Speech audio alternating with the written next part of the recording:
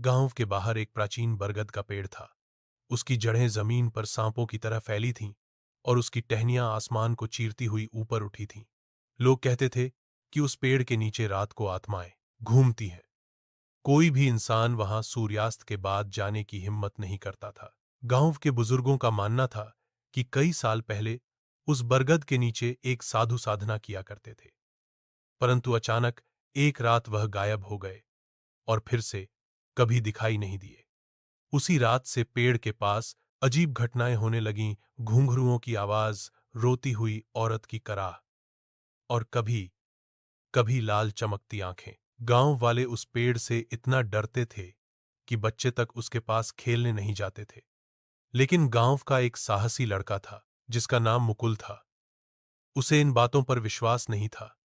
वह सोचता था कि ये सब बस बुजुर्गों की बनाई कहानियां हैं। एक रात जब चांदनी फैली हुई थी और पूरा गांव सो चुका था, मुकुल चुपके से बरगद के पेड़ के पास चला गया।